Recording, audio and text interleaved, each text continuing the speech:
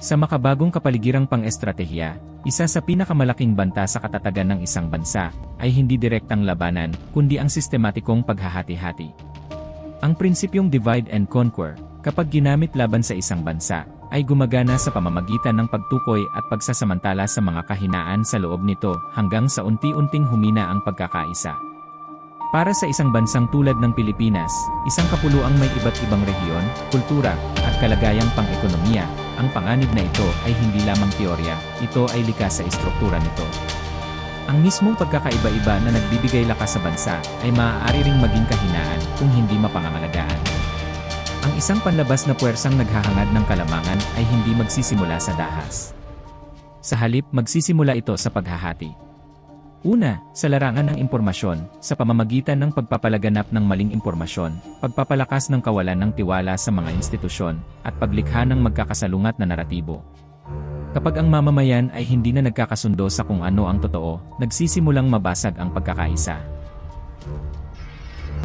Ikalawa, sa larangang pampulitika at panlipunan, sa pamamagitan ng pagsasamantala sa pagkakaiba-iba ng rehiyon o ideolohiya. Ang maliliit na hindi pagkakaunawaan, kapag pinalaki, ay maaaring maging malalim na hidwaan na nagpapahina sa kakayahan ng bansa na magpasya ng maayos. Ikatlo, sa larangang pang-ekonomiya, sa pamamagitan ng pag-target sa mahahalagang industriya o supply chain na nagdudulot ng hindi pantay na pag-unlad o pagdepende na naghihiwalay sa kakayahan ng bawat rehiyon. Ika-apat, sa ugnayang panlabas, sa pamamagitan ng pagtatangkang pahinain ang mga alyansa o maghasik ng pagdududa sa pagitan ng mga katuwang na bansa na nagbabawas sa suportang panlabas at balanse ng kapangyarihan. Ganito gumagana ang paghahati sa makabagong panahon, tahimik, unti-unti, at kadalasang hindi agad napapansin. Ngunit ang pag-unawa rito ay hindi dapat ikatakot, ito ay pundasyon ng lakas.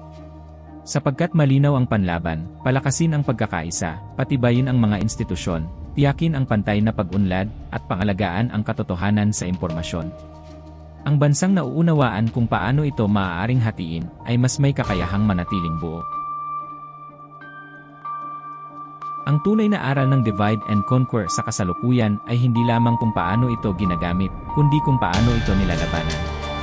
Kilalanin ang mga kahinaan. Pangalagaan ang ugnayan. Palakasin ang kabuuan. Ito ang paraan upang manatiling matatag ang isang bansang tulad ng Pilipinas sa gitna ng isang komplikado at mapaghamong mundo.